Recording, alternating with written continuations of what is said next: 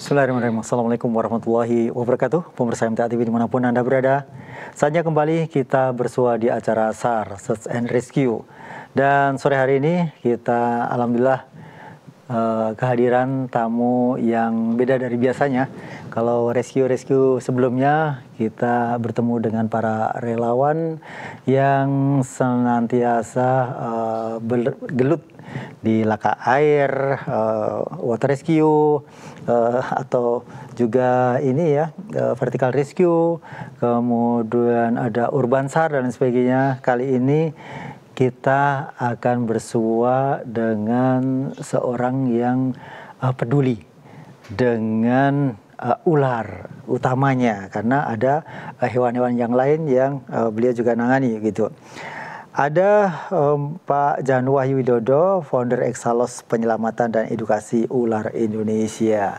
Temanya jadilah selamat dan profesional dalam penanganan ular. Assalamualaikum warahmatullahi wabarakatuh. Waalaikumsalam warahmatullahi wabarakatuh. Sehat Pak Janu? Alhamdulillah sehat. Alhamdulillah, ini sudah kali keberapa ya? Ketiga kali. Ketiga atau keempat. Kalau pas pelatihan dulu juga pernah ya? Pernah. Alhamdulillah. Ya, ini satu topik yang tidak pernah ada habisnya kalau tentang ular. Karena di mana di situ ada ular, banyak orang yang langsung kabur gitu. Itu wajar. Meskipun kalau orang yang tahu ini ularnya biasa, ini nggak berbahaya, tetap nggak mau gitu ya untuk yang awam. Nah, ini kita akan mengetahui bagaimana sih sesungguhnya langkah pertama ketika kita mengerti di rumah kita atau di tempat manapun kita menemui ular itu, agar kita juga merasa peduli kepada hewan tersebut begitu. Karena belum tentu ular tersebut selalu merugikan. Terkadang di sana ada hama tikus, ada hama apa begitu, ternyata ular itu berfungsi untuk stabilitas ekosistem begitu. Nah, ini bisa sampaikan. Ya. Baik. Alhamdulillah. Jadi untuk Exalos Indonesia ini memang inisiasi saya.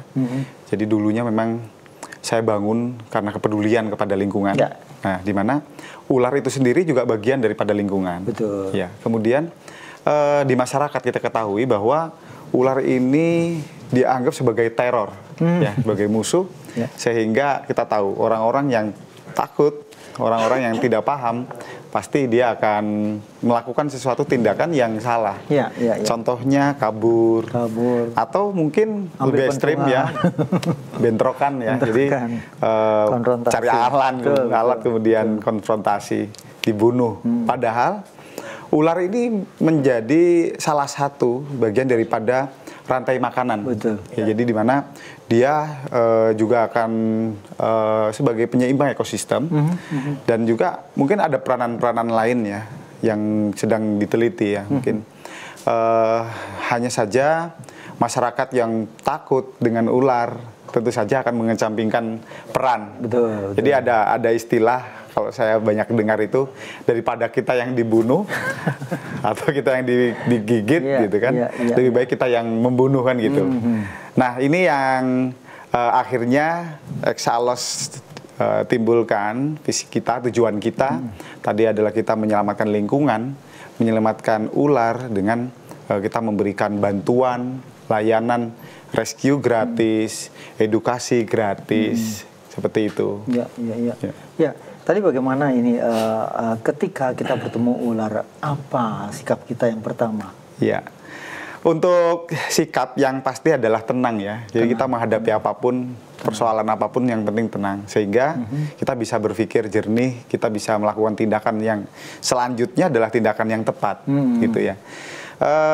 Misalkan kita seorang yang awam, kita tenang, kemudian silakan dipantau, laporkan. Mungkin di sini ada relawan Snack Rescue atau mungkin Exalos Indonesia atau pemadam kebakaran. Silakan laporan, kemudian pantau sampai dengan rescuer ini hadir. Ya, jadi pada dikawal, saat jangan sampai lari kemana-mana. Ya, gitu. kalau kita panik, mungkin ular ikut panik ya. Jadi sebenarnya ular ini nggak langsung menyerang, lebih ke dia menghindar. Ya. Nah, pada saat kita tenang, dia juga tenang. Nah, kemudian kita melapor, rescuer datang, tunjukkan Jadi pada saat rescuer datang ini dia tidak kesulitan untuk mencari di mana posisi ular. Nah ini karena apa? Kalau pada saat tidak dipantau, apalagi kita dengan panik ular pergi kan, ini banyak kita rescuer ini tidak menemukan dan alhasil menjadi rasa takut untuk si masyarakat ini betul, ya. Betul. Karena nggak ketemu kan. Nah seperti itu. Jadi ya tenang aja. Ya. Dulu pernah diajarkan oleh Pak Janu. Sebenarnya ketika ular itu mungkin kita nggak ngerti ya, tahu-tahu ada ular di bawah begitu. Ini sebenarnya nggak perlu panik kemudian kita langsung loncat atau gimana, karena ketika kaki ini diam maka dia tidak bisa membedakan antara kaki kursi dan kaki kita. Betul begitu ya? Betul. Jadi ular ini kan punya keterbatasan ya. Jadi dia dilahirkan tanpa tangan, tanpa kaki. Kemudian dia memiliki penglihatan dan pendengaran yang tidak baik. Nah, pada saat ini di lingkungan dia istilahnya itu mencari atau melihat lingkungan. Nah, itu kan dia mengandalkan sensornya. Ya, sensor yang bukan penglihatan dan pendengaran.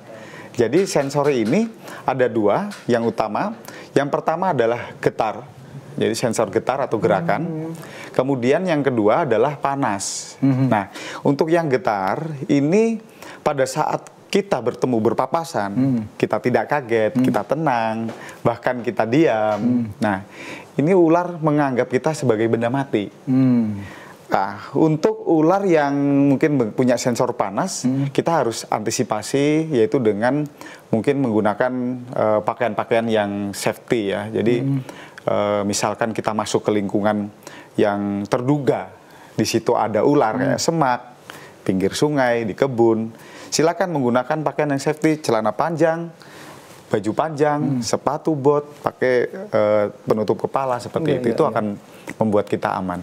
Oke, kalau seseorang ada di tempat di situ kita nggak ngerti kalau ada ular, tapi ternyata kalau seperti Pak Janu ini menggunakan baju atau celana seperti ini, mereka ketika menggigit atau mereka tidak menggigit ketika dia pakai celana begitu misalnya? Iya, kemungkinan kecil ya untuk menggigit. Malahan? Iya, jadi kemungkinan kecil. Karena apa tadi?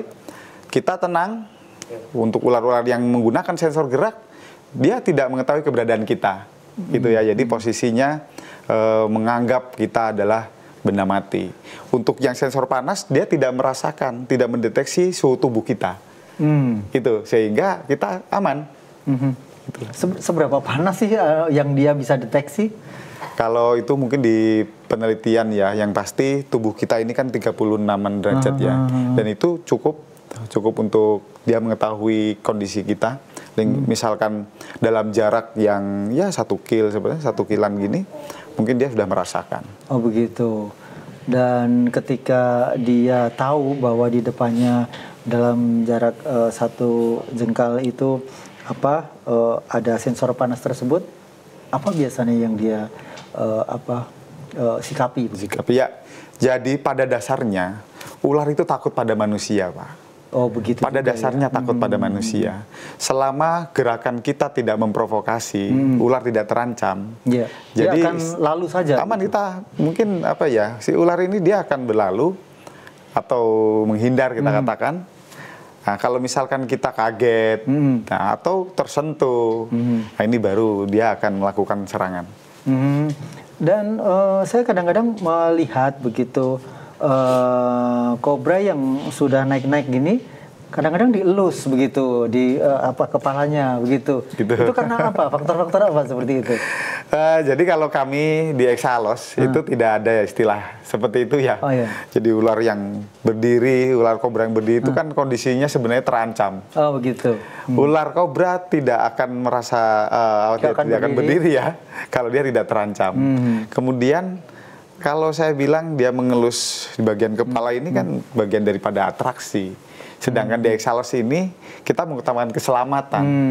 Iya, jadi tetap waspada dengan kondisi tetap waspada. Itu ya.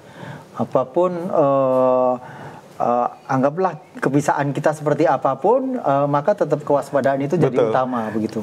Kata pepatah, tidak ada hari sial ya, jadi di kalender gitu ya. Hari sial, jadi hati-hati betul. Ya, baik. Dan kemudian saat ini di meja ini ada 2 akuarium begitu. Apa istilahnya, tempat begitu kaca.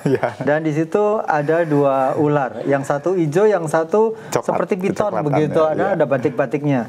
Nah, ini jenis ular apa? Kebetulan ini saya bawa memang ular yang berbahaya ya. Oh, berbahaya. Ya. Yang hijau di depan ini adalah Trimersurus insularis. Jadi dia kalau bahasa kerennya itu ular hijau ekor merah. Ular hijau ekor merah. Ya. Atau mungkin ada lagi yang menyebutnya sebagai gadung luwuk. Oh, gadung luwuk. Ini dia termasuk berbisa tinggi. Kemudian untuk persebaran di wilayah kita ya sangat-sangat banyak ya, di Sukoharjo, Kartosuro, Karanganyar, kemudian Surakarta ini mendominasi. Jadi paling banyak laporan 2 mungkin kobra dan ular ini. Karena apa? Di kebun, di pinggir sungai, ini pasti ada kayaknya ya kalau di wilayah kita. Kemudian yang belakang ini adalah Calloselesma rhodostoma, atau bahasa kerennya adalah ranjau darat. Ranjau darat. Ranjau darat. Kenapa disebut ranjau darat? Karena kita tidak bisa melihat ya pada saat di alam ya. Mungkin rekan-rekan yang di ini ya di kamuflase kamera tidak terlihat warnanya ya. Juga kamuflase. Kemudian dia seringnya berdiam di balik-balik kayu kering atau daun kering. Kemudian hanya diam. Betul-betul hanya diam. Jadi dari tadi dia tidak berubah kayaknya ya. Betul. Nah, pada saat mungkin kita tidak menggunakan safety, kemudian kita tidak melihat adanya ular tersenggol atau terinjak, tentu saja dia langsung menggigit ya. Dan ini tersebar di seluruh Jawa ya, Pulau Jawa. Untuk di wilayah Solo Raya itu ada di Wonogiri bagian selatan dan juga Sragen di bagian utara, Sumberlawang, Gemolong, ini banyak. Iya.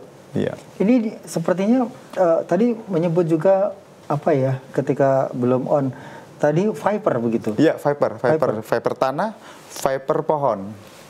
Apa sih artinya viper? Ya, jadi gini. Viperidae, Elapidae dan lain-lain itu adalah urutan taksomoni. Jadi di dunia hewan itu ada namanya urutan, di mana Viperidae kemudian ada Elapidae ini adalah urutan di famili, keluarga. Nah, untuk Viperidae atau viper ini dia ditandai dengan adanya taring di depan yang panjang dan bisa dilipat. Oh, masuk begitu ya? Iya. Jadi ditandai dengan itu. Kemudian ada juga ciri lain adalah dengan memiliki kepala segitiga. Nah, kepala segitiga. Nah, ini yang biasanya di masyarakat dijadikan rujukan.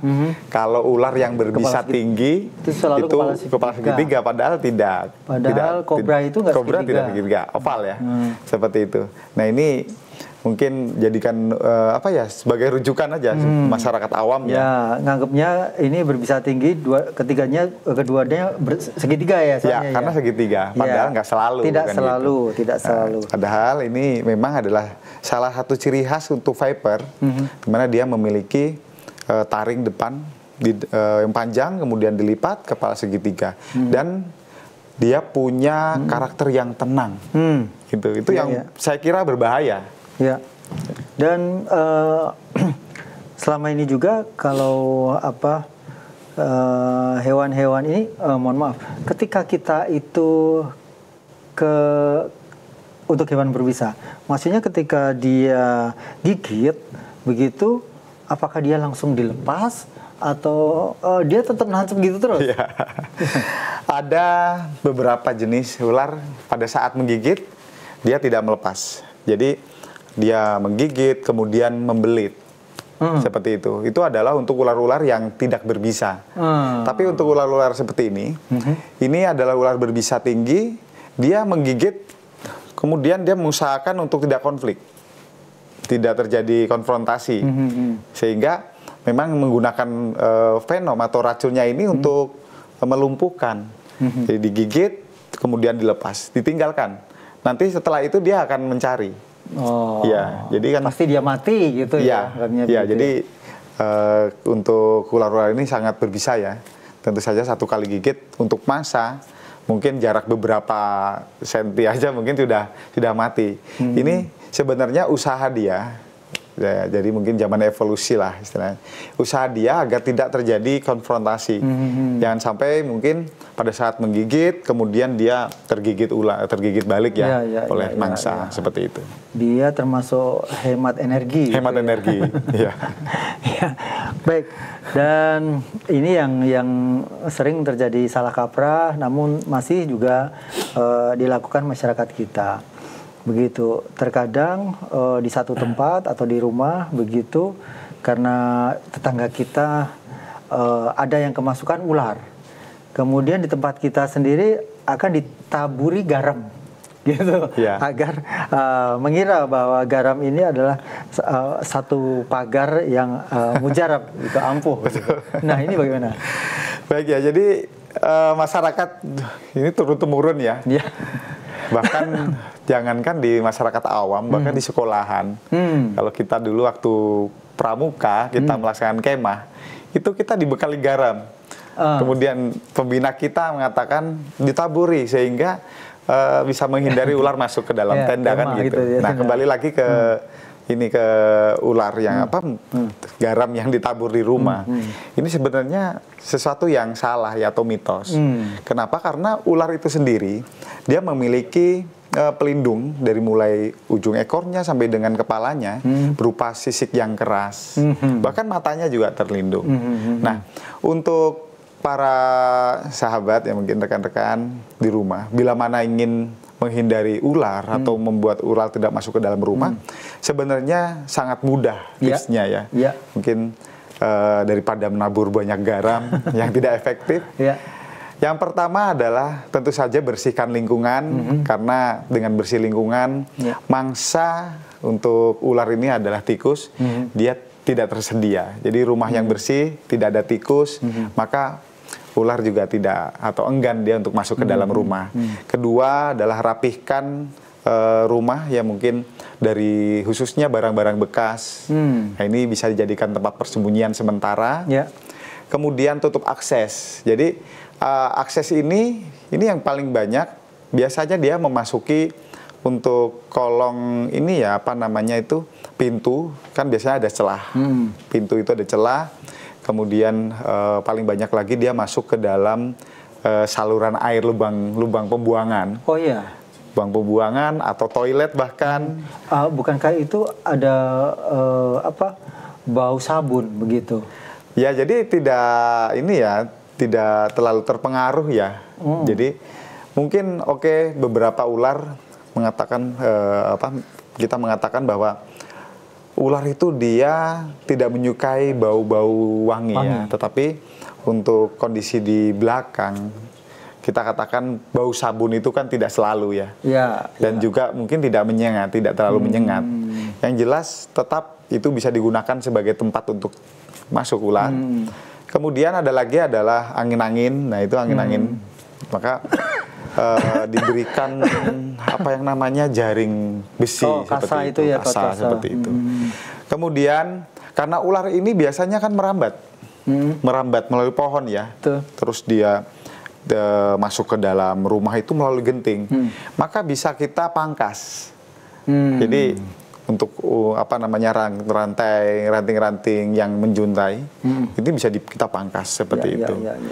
Terus yang paling utama tentu saja kita menjaga keseimbangan ekosistem ya, dengan dia punya predator. Biasanya kita lihat di wilayah kita adalah banyak orang yang menjadikan biawak misalkan untuk rica-rica ya, seperti itu ya. Nah, ini juga lumayan berpengaruh sebenarnya kalau misalkan ada biawak ya. Jadi dia bisa mengendalikan jumlah ular. Seperti itu. Oh, jadi biawak itu juga musuh ular begitu? Musuh ular. Untuk ular-ular kecil tentu saja jadi mangsa untuk biawak. Gitu. Baik, pemirsa dimanapun Anda berada, tambah menarik ya apa yang kita bincangkan di sore hari ini. Kami akan membuka kesempatan bagi Anda yang bertanya, telepon di 0216793.000, SMS WA di 08112553000. Kita akan kembali setelah jeda pariwara berikut ini. Baik, pemirsa dimanapun Anda berada, kita masih ada di acara SAR dan masih bersama tamu kita Pak Januwahyu Widodo sebagai owner di Exalos. Dan kalau tadi kita sudah bertanya-tanya tentang bagaimana menyikapi dan mengetahui keberadaan ular. Oleh sebab itu, maka ada baiknya kalau kita sedikit mengerti bagaimana ketika kita ada ular. Yang penting tadi tidak panik ya, tidak panik. Kemudian kita harus follow up dengan lapor pada orang yang paham ya, misalnya dalam hal ini damkar, atau bisa langsung ke kru Exalos yang sudah menyebar ke seluruh Indonesia, dan kalau relawannya sudah ribuan begitu. Dan kita mungkin bisa praktekkan Pak Januh terkait dengan bagaimana ketika kita ada ular di dalam rumah kita. Nah, kita anggap saja semuanya ular itu berbahaya begitu saja. Itu lebih aman daripada kita ini nggak berbahaya, tahu-tahu gigit sakit gitu. Ya. Nah, sekarang ini kita praktekkan bagaimana ketika ada ular penanganannya. Ini apa yang ingin untuk praktek. Dan ada Mas Satria ini ya. Ya, silakan. Ini silakan. Baik, mungkin Mas Satria bisa hadir ya. Ya, silakan Mas Satria. Masuk Mas Satria. Jadi kita nanti menggunakan teknik-teknik sederhana. Untuk alat juga mungkin bisa disediakan di rumah ya. Di rumah kita ada di situ ada toples, ada botol air mineral, kemudian bisa tongkat. Mungkin dulu untuk gagang sapu. Ya, boleh sapu boleh. Ya, mungkin kita langsung aja. Ya, di sini kita ada menggunakan toples dulu ya. Karena setiap rumah tangga saya kira ini punya mungkin bisa disampaikan.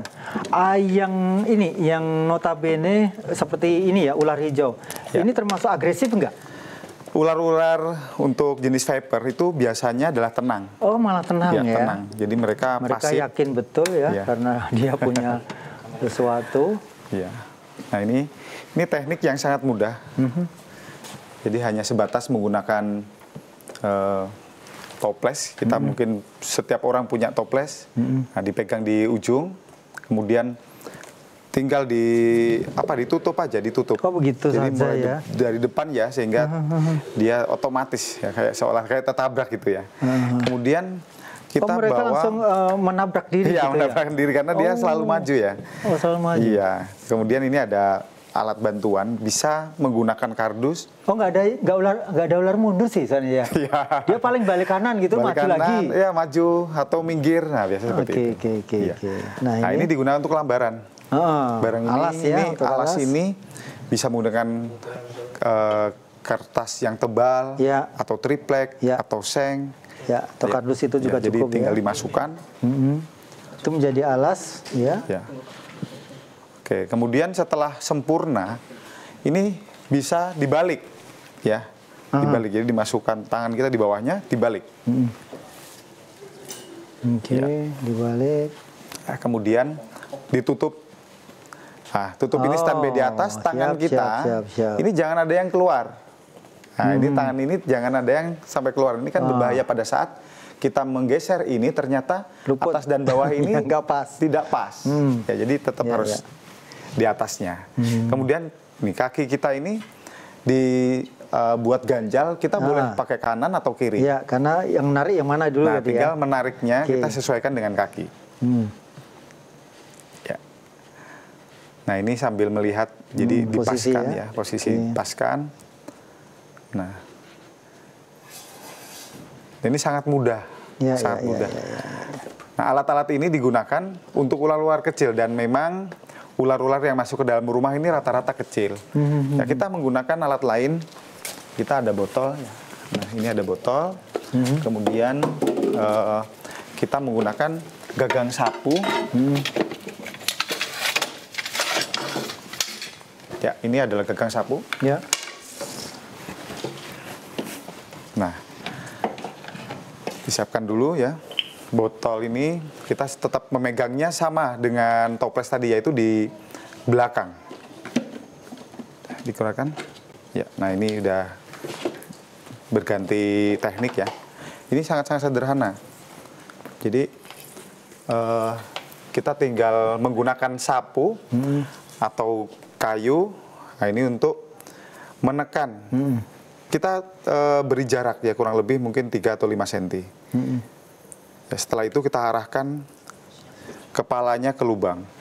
Nah ini setelah diarahkan kita senggol, ular ini otomatis. Ya, jadi otomatis dia masuk ke dalam lubang. Nah ini kita usahakan dia selalu di bawah, kemudian tutup. Nah, ini adalah 2 cara yang paling sering kita ajarkan ke masyarakat ya, karena gampang, kemudian alatnya juga ada. Nah, kemudian mungkin untuk ular yang agak besar, ini mungkin dengan teknik lain. Nah, ini kita anggap ular yang masuk adalah ular kobra ya. Jadi ada ular kobra, kita tangani. Ini kita menggunakan teknik yang tidak terlalu berisiko. Jadi kita bisa menggiring ya. Kita bisa menggiring. Nah, ini ular ini bisa digiring untuk dimasukkan. Oh, ya. Nah, jadi kita tidak terlalu berisiko. Nah, digiring. Nah, untuk pipa ini bisa ditempelkan di tembok. Jadi misalkan ini ada tembok, kita bisa tempelkan. Namun demikian, kita tahu bahwa masyarakat kita banyak barang ya.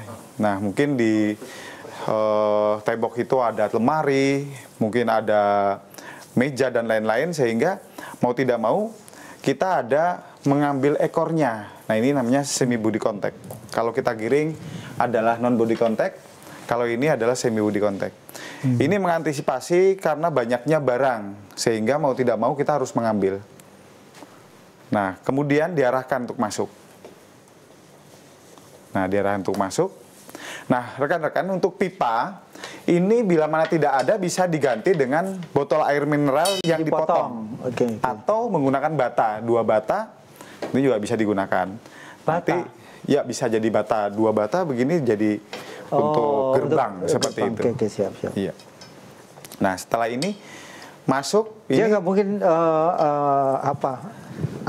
gigit dalam posisi itu? tidak. Gitu. Karena apa? Karena kita menggunakan alat ini untuk keselamatan ya. Ini agar tidak terjadi kontak. Nah, ini bisa menggunakan sarung misalkan, atau mungkin sarung bantal, karung seperti itu. Ini bisa dilepas kemudian diikat. Jadi sangat sederhana tekniknya. Nah, ini tinggal diikat. Setelah itu kita bisa bawa ke tempat yang jauh untuk dilakukan perilisan. Gitu. Ya.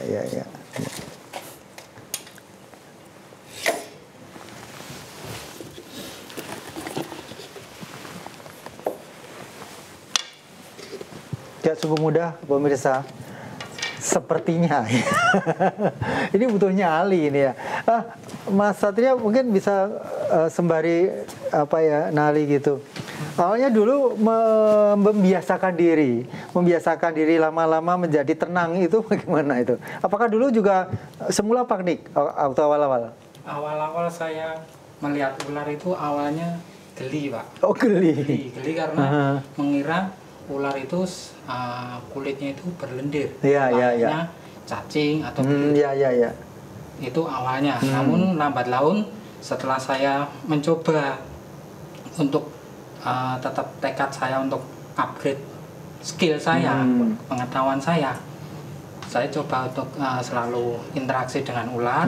Ternyata tidak berlendir sama sekali. Ya. Kalau sudah berinteraksi berarti Mas ini kan sudah berani begitu. Tapi sebelum mengenal lebih jauh, lebih senang lebih berinteraksi begitu, bagaimana mengawali? Apakah waktu dulu sebelum ketemu dengan Pak Jano Exhalos ini, apakah Mas sudah memiliki kepiawaian memegang ular misalnya seperti itu? sama sekali belum memiliki kepiawaian ataupun pengetahuan tentang ular. Saya berawal masih nol. Ya, ketika sudah pertama kali digelar acara melakukan pengenalan dengan cara megang ular begitu. Habis itu mau praktek keduanya gitu. Itu pernah praktek keduanya ada Pak Janu nggak? Tidak ada. Tidak ada? Tidak ada. Nah, itu bagaimana Mas mencoba untuk memberanikan diri? Jadi, saya awalnya dari semua materi yang disampaikan beliau, Bapak Janu, itu saya tangkap. Kemudian, saya perlahan-lahan, setiap saya ada kegiatan di Exalos, saya ikuti terus. Saya ikuti terus. Jadi, saya benar-benar mematangkan apa yang saya tangkap. Kemudian, baru ketika ada laporan ular masuk rumah dari warga, saya mencoba dan tahap yang disampaikan Pak Janu itu saya jalankan.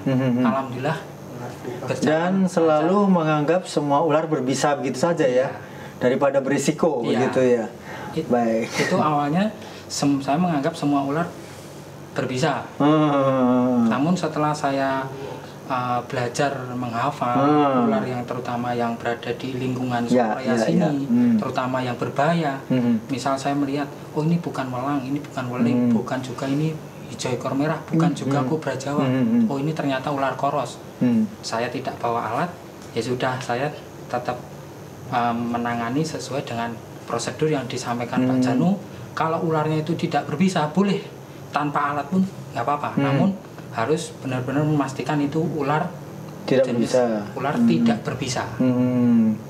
Ya, kalau jenis ular-ular tidak berbisa itu apakah harus dipegang lehernya atau boleh kadang-kadang karena panjang piton ketika kenyang gitu nggak begitu berbahaya misalnya begitu, bagaimana? Ya. Jadi semua ular ya walaupun dia tidak berbisa atau apalagi yang berbisa, tetap dia akan berbahaya ya di bagian kepala. Ya tentu saja pada saat penanganan ular yang kita utamakan adalah bagaimana kepala ini aman. Oh ya. Nah, adapun ular yang tidak berbisa juga bukan berarti dia tidak bahaya ya. Pada saat ukurannya besar, tentu saja dia berbahaya. Betul. Ya. Baik, terima kasih Mas Satria sudah dipraktekkan bagaimana cara sederhana ketika kita menemui ular. Itu tadi ular yang berbahaya semua tadi ya? Berbahaya semua. Ya. Mudah-mudahan tadi gambaran singkat cara menaklukkan ular di rumah bisa dicerna begitu, dan ketika kita ketemu ular jangan panik. Terima kasih Mas Satria, Pak Janu. Mudah-mudahan Exalos tambah berkembang. Amin. Dan bermanfaat utamanya untuk masyarakat semuanya. Assalamualaikum warahmatullahi wabarakatuh. Waalaikumsalam warahmatullahi wabarakatuh. Pemirsa dimanapun Anda berada, demikian tadi sajian SAR untuk hari ini. Saya Rudi Avianto, mohon maaf atas segala kesalahan. Billahi taufiq wal hidayah. Assalamualaikum warahmatullahi wabarakatuh.